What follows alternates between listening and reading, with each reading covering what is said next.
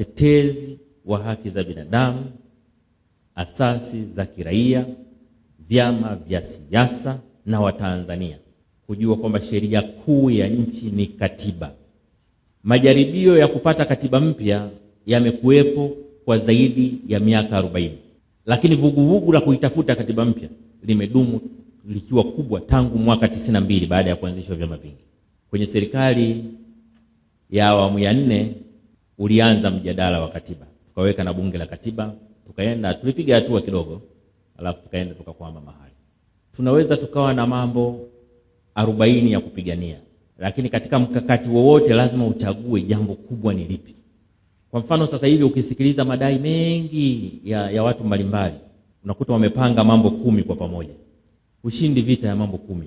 Lazima uchague kubwa linaloweza kuyabeba mengine yote ni lipi. Na katika utawala bora katika nchi, kitu kinachoweza kubeba mengine yote ni katiba. Maana hakuna sheria inayotengua katiba. Hakuna sheria inaweza kutungwa ikikinzana na katiba. Lakini kilichokuwa kwenye katiba kinaweza kubatilisha sheria nyingine yoyote iliyopo. Ukishaunda leo katiba mpya, sheria zote ambazo zipo na zilizotangulia kuwepo zinazokinzana na katiba ile, siku ile ukipitisha katiba mpya zinakuwa zimekufa hizo sheria zinazokinzana na katiba. Ndio maana kama nina kitu cha kuwaambia Watanzania, ningeambiwa hebu makamu wa rais waambie Watanzania jambo moja tu. Wakisema una jambo la kuwaambia Watanzania moja tu, unapewa nafasi ya mwisho, sema moja. Nitasema pambaneni mpate katiba mpya.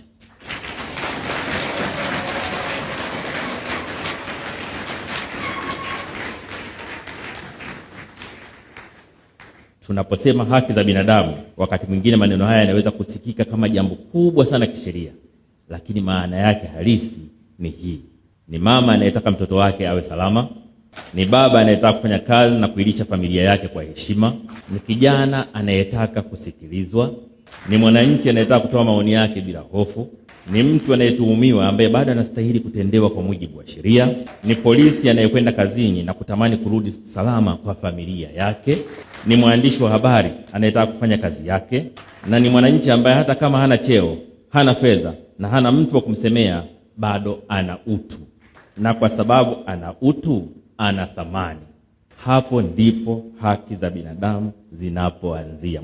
Kwa niaba ya serikali, niwapongeze sana ndugu zangu wa mtandao wa watetezi wa haki za binadamu THRDC kwa kazi kubwa ambayo mmefanya katika nchi yetu tangu kuundwa kwenu. Mmetoa mchango mkubwa katika huduma za kisheria katika nchi yetu. Mmetoa mchango mkubwa kwa elimu kwa wananchi, lakini vile vile mmetoa mchango mkubwa katika kushirikisha wadau katika eneo la haki na maisha ya Watanzania.